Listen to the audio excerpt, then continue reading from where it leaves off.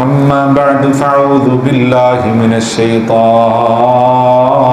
الرجيم بسم الله الرحمن الرحيم إنما يعمر مساجد الله من آمن بالله واليوم الآخر وأقام الصلاة وآتى الزكاة ولم يخش إلا الله فعسى أولئك أن يكونوا من المهتدين صدق اللہ العظیم۔ تمام قسم کی تحمیدات، تمجیدات، تکبیرات، تقدیسات اور تحلیلات اللہ رب الجلال والاکرام کے لیے، بے شمار لاتعداد ان گنت بے حد و حساب درود و سلام سرور کائنات امام الانبیاء احمد مجتبی حضرت محمد الرسول اللہ صلی اللہ علیہ وسلم کی ذات مقدسہ مطہرہ پر بے شمار رحمت نازل ہوں، اہل بیت پر، صحابہ کرام پر، تابعین اعظام پر، اولیاء کرام پر اور ائمہ کرام پر۔ حمد و ثنا کے بعد آج کی گفتگو کا موضوع ہے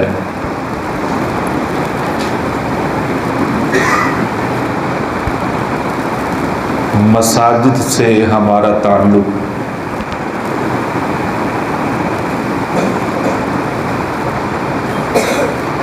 اللہ کریم نے جس طرح کے ہر چیز کے درجات رکھے ہیں، وہ آسمانوں میں بھی درجات ہیں، انسانوں میں بھی درجات ہیں، جنت اور جہنم کے بھی مختلف مقامات ہیں۔ اسی طرح زمین کے بھی کچھ درجہ بندی اللہ کے ہاں موجود ہے۔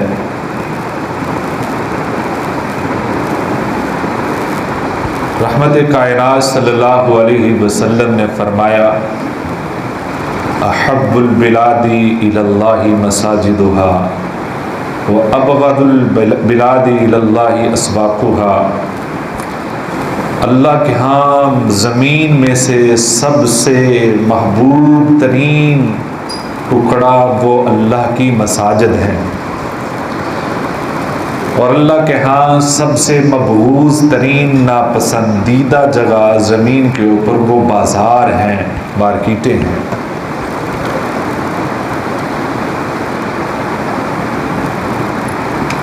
اور مساجد کے ساتھ تعلق، اللہ کے گھروں کے ساتھ تعلق، یہ انبیاء کی سنت ہے۔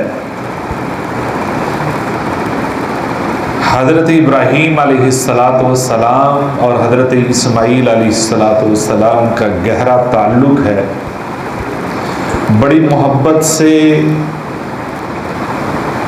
دونوں ہستیوں نے بیت اللہ کی تعمیر کی، تعمیر ہی نہیں کی بلکہ اس کی آباد کاری کے لیے جو کچھ کر سکتے تھے انہوں نے کیا، اور اس میں سے سب سے اہم ترین بات وہ یہ تھی کہ جب اس کی تعمیر مکمل ہو گئی، ان دونوں نے وہیں کھڑے ہو کر اللہ کے ہاں دعا کی، جو قرآن مجید کا حصہ ہے کہ اللہ اس کو آباد بھی کر، اس کو آباد کرنے کے طریقے بھی سکھا دے، وَأَرِنَا مَنَاسِكَنَا وَتُبْ عَلَيْنَا، اس کو آباد کرنے کے طریقے بھی بتا دے۔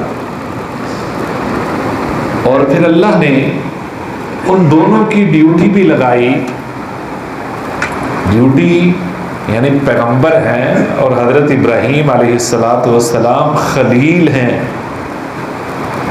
جلیل القدر پیغمبروں میں سے آپ کا ایک مقام ہے، بلکہ حضرت محمد الرسول اللہ صلی اللہ علیہ وسلم کے بعد آپ کا مرتبہ ہے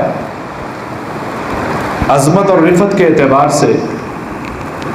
لیکن ان کی ڈیوٹی کیا لگائی ہے؟ اللہ نے ڈیوٹی یہ لگائی ہے کہ تم دونوں باپ اور بیٹا میرے اس گھر کے خادم ہو، میرے اس گھر کے طہرا بیتی للطائفین والعاکفین، میرے اس گھر کی آپ نے خادمیت کرنی ہے، اس کی خدمت کرنی ہے، اس کی صفائی کرنی ہے، اس کا خیال رکھنا ہے۔ اور مسجدوں کے ساتھ تعلق کی ہی شاید ایک فضا تھی کہ حضرت مریم علیہ السلام نے جو ان کے بارے میں قرآن مجید کا ایک ذکر موجود ہے، وہ یہ تھا کہ اگر یعنی ان کی والدہ کی جو تمنا تھی، جو بھی ہے میں اس کو مسجد اقصی کی خدمت کے لیے وقف کر دوں، انی نذرت لک ما فی بطنی محررا فتقبل منی۔ اور پھر حضرت محمد الرسول اللہ صلی اللہ علیہ وسلم کی ذات مقدسہ جب مدینہ منورہ تشریف لائے ہیں، آپ کو پتہ ہے کہ ابھی مدینہ کے اندر جہاں منزل تھی وہاں نہیں پہنچے تھے، تو جس جگہ ٹھہرے تھے پہلا پڑاؤ تھا مسجد قباء کی، وہاں پہ تعمیر کروائی ہے، وہاں سب سے پہلے تعمیر کروائی ہے، اور مسجد کا سسٹم جب چل پڑا پھر وہاں سے کوچ فرمائی ہے، پھر وہاں سے روانگی ہوئی ہے۔ اور اس کے بعد جب نبی صلی اللہ علیہ وسلم مدینہ کی جگہ پہنچ گئے، جو منزل تھی آپ کو پتہ ہے کہ جس جگہ ٹھہرے تھے وہ مدینہ کے اندر سب سے کمزور ترین گھر تھا، سب سے غربت والا گھر تھا، حضرت ابو ایوب انصاری رضی اللہ تعالیٰ عنہ۔ آپ علیہ السلام وہیں ٹھہرے ہیں۔ پہلے یہ نہیں کہا کہ کچھ دیر میں ٹھہر چکا ہوں، اب پہلے اپنے گھر کا بندوبست کر لوں، اپنی رہائش کا بندوبست کر لوں، لوگ آتے ہیں ملنے کے لیے، میرا ایک وقار ہے، میں نے یہاں ایک کام کرنا ہے، یہاں ایک سلسلہ چلانا ہے، اللہ نے ڈیوٹی لگائی ہے۔ اپنے گھر کا کوئی ایسا مسئلہ وہ سامنے نہیں رکھا۔ اللہ کے پیغمبر حضرت محمد الرسول اللہ صلی اللہ علیہ وسلم نے سب سے پہلے مسجد کی تعمیر کی ہے، مسجد نبوی کی تعمیر کی ہے۔ اور آپ جانتے ہیں، ہم چھوٹی کلاسوں میں یہ پڑھتے ہیں کہ نبی صلی اللہ علیہ وسلم خود اس مسجد کی تعمیر میں مزدوری کی طرح کام کیا ہے، خود کام کیا ہے، صحابہ کو ساتھ لگایا ہے۔ یہ اتنا اہم کام ہے کہ پیچھے نہیں ٹھہرے۔ اور ساتھ جو اشعار تھے وہ یہی تھے کہ اصل زندگی تو آخرت کی زندگی ہے۔ اور ساتھ ساتھ صحابہ کرام رضوان اللہ علیہم اجمعین بھی بڑی محنت سے اس مسجد کی تعمیر کرتے ہیں۔ اور محبت کا انداز دیکھیں، نبی صلی اللہ علیہ وسلم کی محبت کتنی ہے، کس کے ساتھ، جو مسجد کے بارے میں سوچتا ہے، مسجد کا کام کرتا ہے اور مسجد کی تعمیر میں حصہ لیتا ہے، اس محبت کتنی ہے۔ دیکھیے حضرت عمار بن یاسر رضی اللہ تعالیٰ عنہ پتھر اٹھا کر لا رہے ہیں، اور اس دوران حالانکہ نبی صلی اللہ علیہ وسلم بذات خود مسجد کی تعمیر میں پتھر اٹھا کر رکھ رہے ہیں، دیواریں بنا رہے ہیں، لیکن حضرت عمار بن یاسر رضی اللہ تعالیٰ اٹھاتے ہیں، پتھر لاتے ہیں۔ اس دوران حضرت عمار کی کمر کے اوپر مٹی لگ جاتی ہے۔ نبی صلی اللہ علیہ وسلم اپنے نبوت والے ہاتھوں کے ساتھ ان کی کمر سے مبارک ہاتھوں سے مٹی جھاڑتے ہیں، اور ساتھ بڑی محبت سے، کیا منظر ہے وہ، مٹی جھاڑ رہے ہیں، ساتھ ساتھ دعا کر رہے ہیں حضرت عمار کے لیے کہ تو نیک کام میں شامل ہے، اللہ تجھے خیر و برکت سے نوازے۔ ساتھ ساتھ دعائیں بھی جاری ہیں۔ کتنی محبت ہے، وہ واقعہ بھی آپ نے سنا ہے کہ ایک خاتون جو رنگ و روپ کے اعتبار سے سیاہ رنگ کی تھی، حبشیہ خاتون ہے، وہ جب وقت ملتا تھا مسجد میں آتی تھی، مسجد کی صفائی کرتی تھی۔ ہم نے تو خواتین کے داخلے بند کر دیے ہیں نا مساجد سے، بعض احباب نے، وہ کسی طریقے سے بھی، خواتین کا یہ حالت تھی کہ ایک خاتون ہے خود ہی مسجد کی صفائی کرتی، ڈیوٹی نہیں لگائی، جب موقع ملتا تھا، نماز کا وقت نہیں ہوتا، آ کر صفائی کرتی۔ نبی صلی اللہ علیہ وسلم اکثر دیکھتے، ایک دن دیکھا کہ وہ نظر نہیں آئی، پوچھا تو صحابہ نے کہا اللہ کے حضور صلی اللہ علیہ وسلم آپ آرام کر چکے تھے، سو چکے تھے، ہم نے مناسب نہیں سمجھا کہ آپ کو اٹھائیں، وہ فوت ہو گئی، ہم نے جنازہ پڑھ کے دفن کر دیا ہے۔ نبی صلی اللہ علیہ وسلم وہیں بیٹھ کر دعا کر سکتے تھے کہ آپ کی دعائیں تو ایک قبولیت کے اہم درجے پر فائز ہے، آپ قبول ہی ہے دعا، نبی صلی اللہ علیہ وسلم وہی دعا کر سکتے. افسوس کا اظہار کہ مجھے کیوں نہیں بتایا. ایک بات تو یہ کہ جو امام مسجد ہے اس کو خیال رکھنا چاہیے آج کون نہیں آیا، پوچھنا چاہیے کون کون آ رہا ہے، کون کون آج نہیں آ رہا، اس کے بارے میں پوچھنا چاہیے. اور محبت کتنی ہے، تعلق کتنا گہرا ہے، پوچھا کہ وہ کہاں ہے خاتون. نبی صلی اللہ علیہ وسلم کو جب بتایا گیا تو افسوس کا اظہار کیا، کہا مجھے کیوں نہیں بتایا. صحابہ نے کہا یہ وجہ تھی. نبی صلی اللہ علیہ وسلم نے فرمایا دلونی علی قبرہا. معلوم یہ ہوا نبی صلی اللہ علیہ وسلم کو پہلے خبر کا بھی پتہ نہیں تھا، قبر کا پتہ نہیں تھا. صحابہ سے کہا مجھے بتاؤ قبر کہاں پہ ہے. صحابہ اکرام رضوان اللہ علیہ مجمعین لے گئے. اب صحابہ بھی ساتھ ہیں، نبی صلی اللہ علیہ وسلم بھی ساتھ ہیں، اور وہاں قبر پہ جا کر نماز جنازہ دوبارہ پڑھی ہے.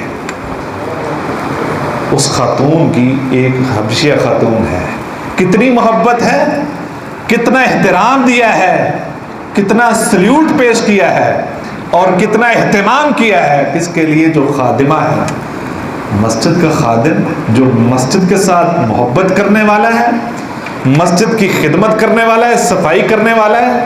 وہ چاہے جس طرح کا بھی ہے، وہ محلے کا چودھری ہے، وہ محلے کا ایک غریب انسان ہے، وہ یا خاص طور پہ اپنے اہتمام سے مسجد میں مقرر کر رکھا ہے، اس کی قدر کریں. اللہ کے ہاں بھی اس کا رتبہ ہے، اللہ کے پیغمبر کے ہاں بھی اس کا رتبہ ہے، اس کی بڑی قدر ہے. کتنی قدر ہے سوچئے. دیکھیے نبی صلی اللہ علیہ وسلم نے فرمایا میرے سامنے سارے میری امت کے اعمال کو پیش کیا گیا، سارے اعمال پیش کیے گئے.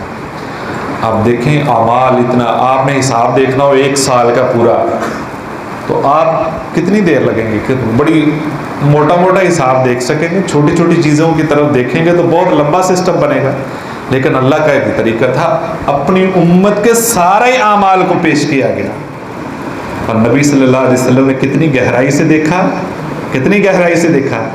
فرمایا حدیث میں آتا ہے نبی صلی اللہ علیہ وسلم نے اس بندے کے اس عمل کو بھی دیکھا جس نے مسجد میں سے ایک تنکا اٹھا کر صفائی کی غرض سے باہر پھینکا ہو. ایک تنکا اٹھا کر. بتائیں جو روز اتنے تنکے اٹھا کر صفائی کرتے ہیں ان کا اللہ کے ہاں اور اللہ کے پیغمبر کے ہاں کتنا رتبہ ہے.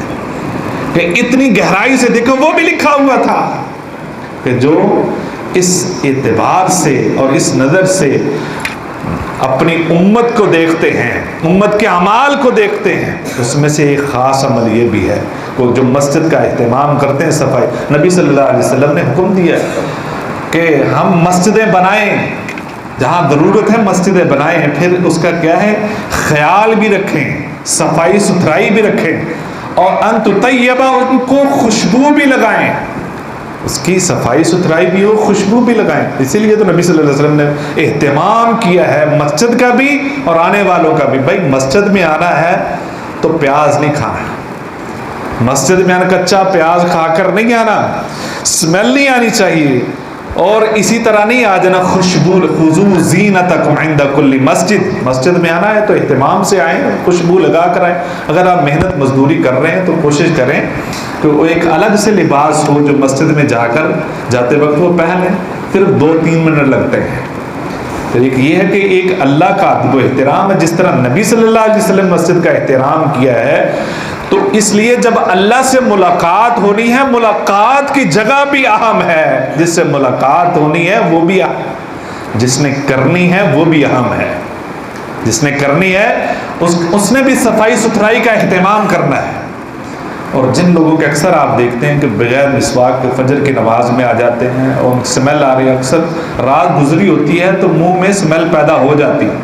یا بعض لوگوں کا یہ مسئلہ ہوتا ہے معدے کا، ان کی منہ سے ایک خاص قسم کی ہوا آتی ہے، وہ کافی دور تک جاتی ہے.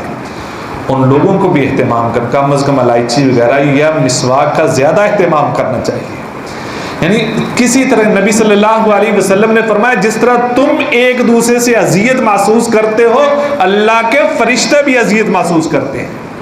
اس لیے اس کا ماحول جو ہے وہ بڑا معطر ہونا چاہیے، خوشبودار ہونا چاہیے. آنے والوں کا بھی جہاں جانا ہے وہاں بھی صفائی ستھرائی کا اتنا اہتمام. نبی صلی اللہ علیہ وسلم مبارک ہاتھوں سے, نبوت والے ہاتھوں سے نزلہ لگا ہوا تھا, کھنگار کسی نے پھینکا ہوا تھا, خرچ رہے تھے اس چھڑی کے ساتھ, اور پھر وہاں خوشبو لگائی ہے.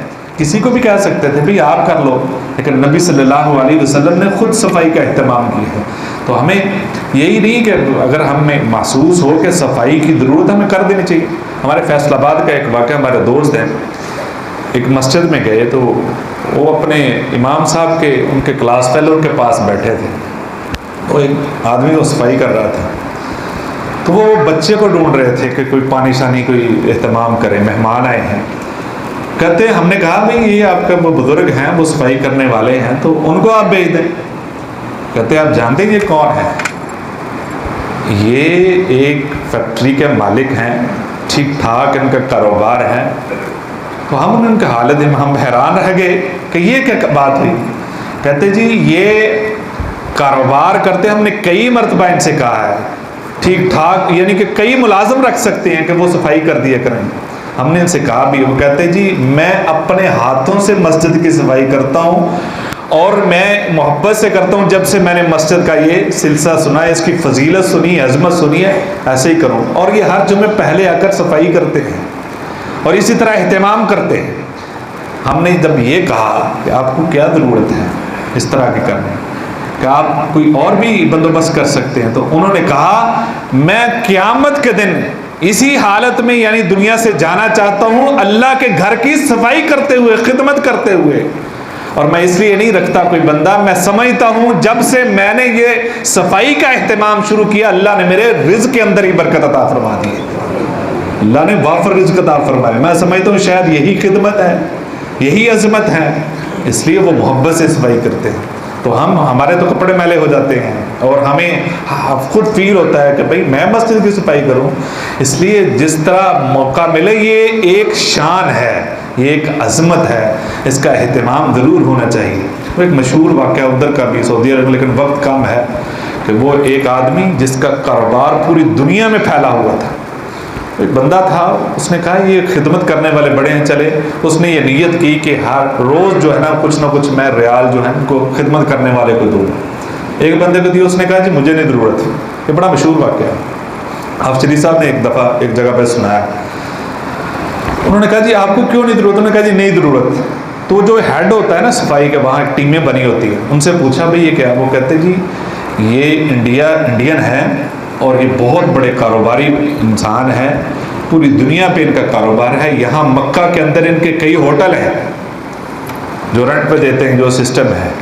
لیکن 6 مہینے اپنے کاروبار کو دیکھتے ہیں, 6 مہینے یہ مسجد میں آ کر مسجد کی صفائی کا اہتمام کرتے ہیں. اور وہ یہ سمجھتے ہیں کہ شاید اللہ نے جو مجھے یہ عظمت دنیا میں دے رکھی ہے, اسی وجہ سے نبی صلی اللہ علیہ وسلم نے فرمایا جو بندہ ہر نماز کے بعد دوسری نماز کا انتظار کرتا ہے, ایک بات. دوسری بات, جو بندہ پیدل مسجد میں جاتا ہے, اگر دور ہے تو وہ سواری استعمال کر سکتا ہے, لیکن یہ اس سے بڑھ کر ہے کہ پیدل مسجد میں جاتا ہے. اور تیسری بات, بہت اچھا وضو بنا کر جاتا ہے. نبی صلی اللہ علیہ وسلم نے فرمایا 3 گارنٹیاں ہیں میری, عاش بخیر مات بخیر, وہ جب تک زندہ رہے گا خیر و عافیت سے رہے گا, برکت سے رہے گا, جب مرے گا خیر والی موت آئے گی. تیسری بات, جب قیامت کا دن ہوگا اس کو اٹھایا جائے گا تو اس طرح ہوگا جیسے آج ماں کے پیٹ سے پیدا ہوا ہے. اللہ اس کے سارے گناہوں کو معاف کر دے. جو مسجد میں آتا ہے اس کا کتنا رتبہ ہے. نبی صلی اللہ علیہ وسلم نے فرمایا جو صبح چلتا ہے گھر سے مسجد کے لیے اور شام چلتا ہے مسجد کے لیے آتا ہے, قیامت کا دن ہوگا اللہ اس کے آگے پیچھے نور ہی نور کر دیں گے. اور فرمایا کہ جو مسجد, کیونکہ مسجد کس کا گھر ہے؟ اللہ کا گھر ہے. جو مسجد میں آتے ہیں وہ اپنے آپ کو خوش قسمت گردانے, خوش قسمت سعادت مند سمجھیں کہ اللہ نے ان کو اپنے گھر کے ساتھ وابستہ کر رکھا ہے. کتنے ہی بد نصیب ہیں جو اس وقت بھی مسجدوں سے دور بیٹھے ہیں. کوئی اپنے گھر آنے دیتا ہے؟ اپنے گھر کس کو آنے دیا جاتا ہے؟ جس سے محبت ہوتی ہے, جس سے تعلق ہوتا ہے، اور جس کا جتنا زیادہ گہرا تعلق اللہ سے ہے وہ اتنا ہی زیادہ مسجد کے قریب ہے، اس کا دل تڑپتا ہے۔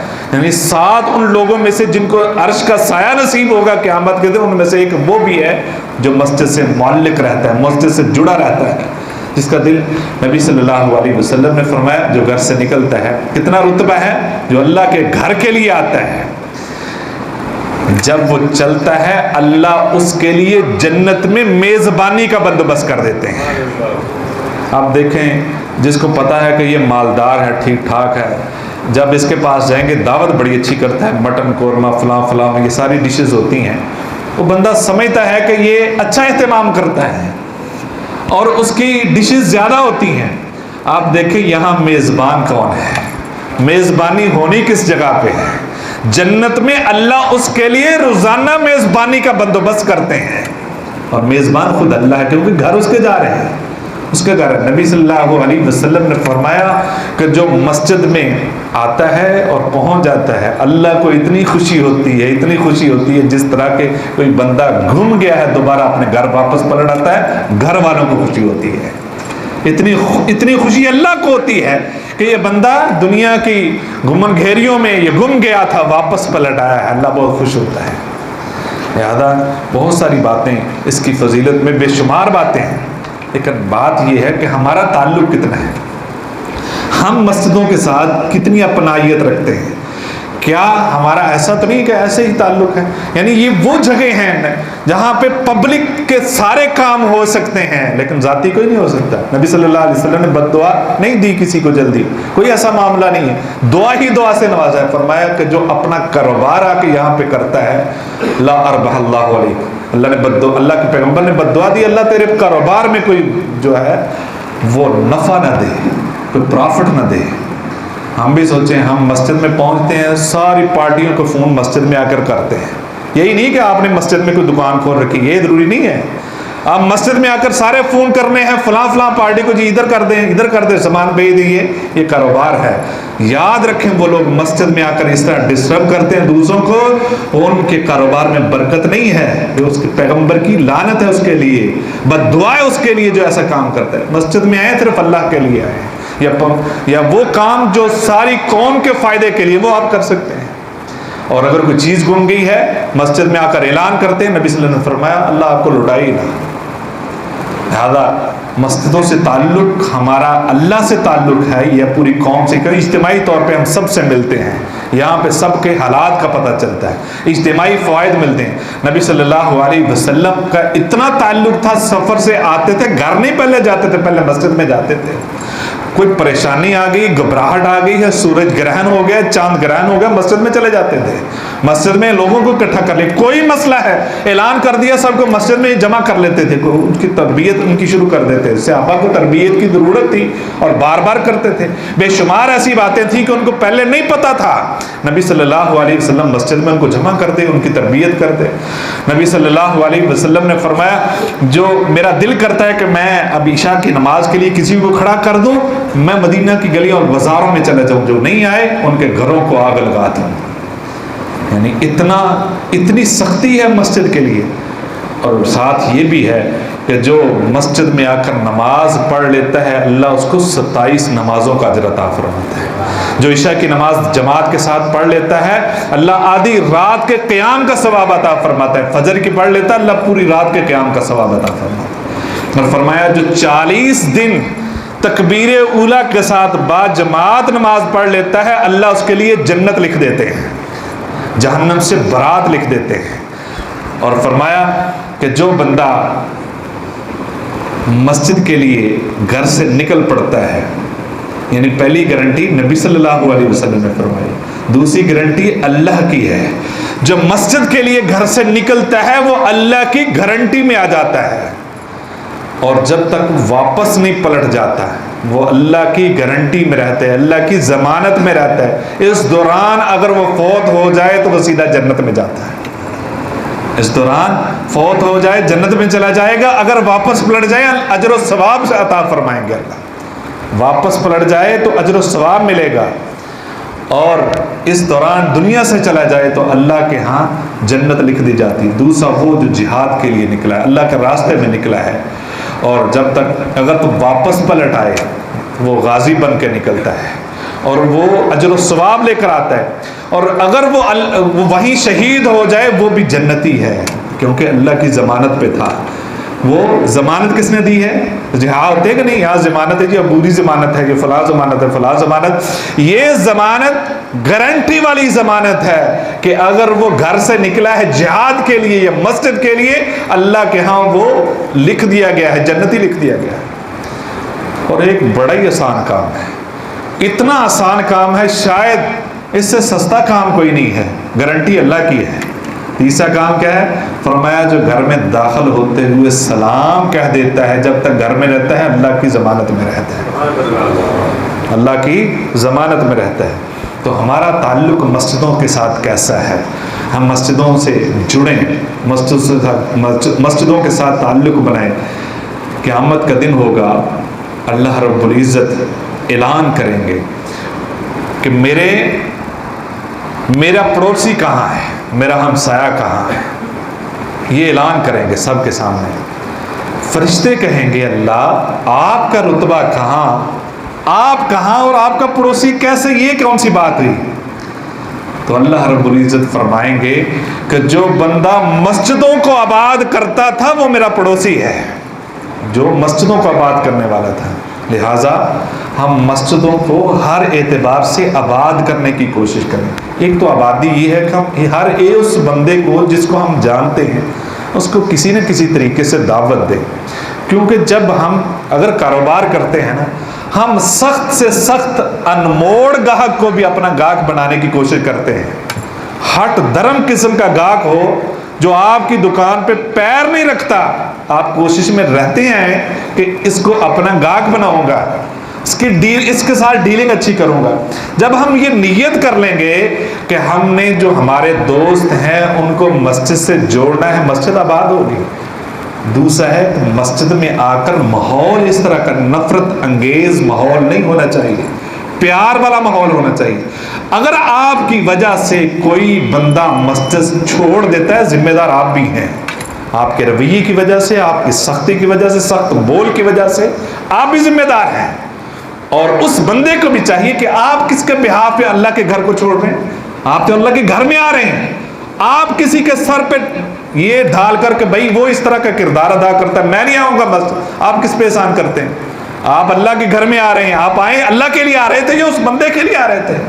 لہذا دونوں طرف جو ہے اہتمام اچھا ہونا چاہیے۔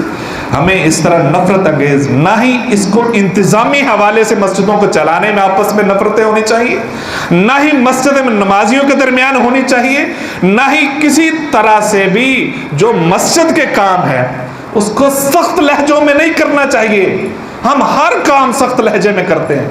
بہت سارے بابے ایسے ہوتے ہیں کہ وہ آ کر سب سے زیادہ غصہ امام صاحب پہ نکالتے ہیں، وہ سب سے زیادہ غصہ نمازیوں پہ نکالتے ہیں، وہ سب سے زیادہ غصہ ایک دوسرے پہ نکالنے کی کوشش کرتے ہیں۔ بھائی مسجد جو ہے وہ احترام کی جگہ ہے، محبت کی جگہ ہے، بہت ہی زیادہ یہاں پہ اہتمام ہونا چاہیے اور بندے کو احتیاط کرنی چاہیے۔